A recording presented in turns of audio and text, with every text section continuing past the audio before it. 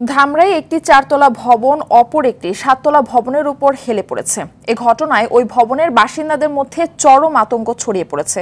সকালে পৌর এলাকার ধানসিঁড়ি আবাসিক মহল্লায় এ ঘটনা ঘটে।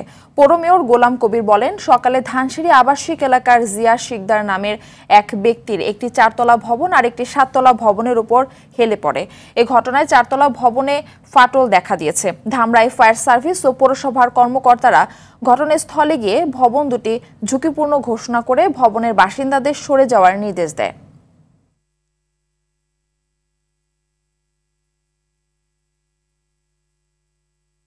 দর্শক, এ বিষয়ে আরো জানাতে ধামরাই থেকে আমাদের সঙ্গে সরাসরি যুক্ত হচ্ছেন সহকর্মী জিয়াউর রহমান।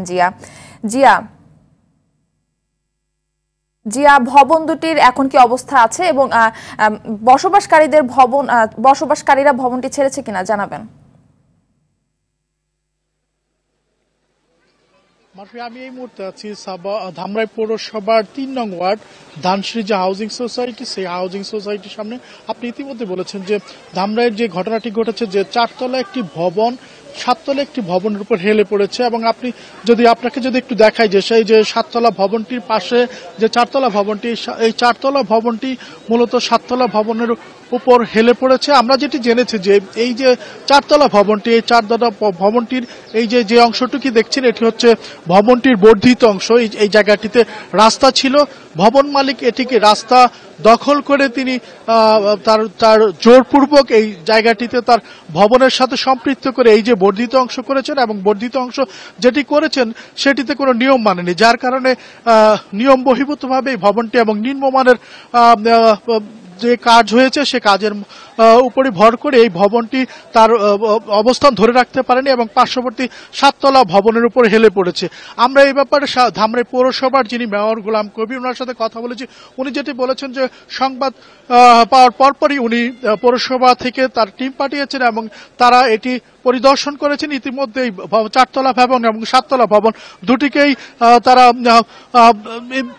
যে জনগণ আছে এবং ভাড়াটি আছে তাদেরকে সেখান থেকে নামিয়ে দিয়েছেন এবং অনেকটা তারা পরিত্যক্ত ঘোষণা করেছেন। তারা যে আমাদেরকে পৌর মেয়র যেটি বলেছেন যে 7 সদস্য বিশিষ্ট তদন্ত কমিটি গঠন করা হয়েছে এবং তাদেরকে 5 কর্মদিবস দেওয়া হয়েছে, এবং 5 কর্মদিবসের মধ্যেই তাদেরকে এই ভবনের যে ত্রুটি বিচ্যুতি সব সেগুলো পুঙ্খানুপুঙ্খভাবে তদন্ত করে রিপোর্ট দিতে বলা হয়েছে। এবং তিনি আরো যেটি জানিয়েছেন যে সেই রিপোর্ট পাওয়ার পরে তিনি এই ভবন মালিকের ব্যাপারে এবং ভবনটির ব্যাপারে আইনানুগ ব্যবস্থা নেবেন।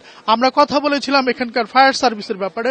ফায়ার সার্ভিস যেটি জানিয়েছেন, তারাও এটি নিশ্চিত করেছেন যে ভবনটি যে হেলে গিয়েছে সেই বিষয়টি নিশ্চিত করেছেন, এবং তারা যেটি বলেছেন যে তারা ঘটনাস্থল পরিদর্শন করার পরপরই তারা এটিকে সিলগালা করে দেওয়ার প্রস্তাব দেয়, এবং যার পরিপ্রেক্ষিতে মেয়র মহোদয় সে পদক্ষেপ নেন। তো আমরা যে এখানকার স্থানীয়দের সাথে কথা বলেছি, স্থানীয়রা যেটি আমাদেরকে জানিয়েছেন যে তারা এটি নিয়ে ভীতকর অবস্থা রয়েছেন, যে কেননা যে কোনো মুহূর্তে একটি ভয়ঙ্কর অবস্থা ঘটতে পারে।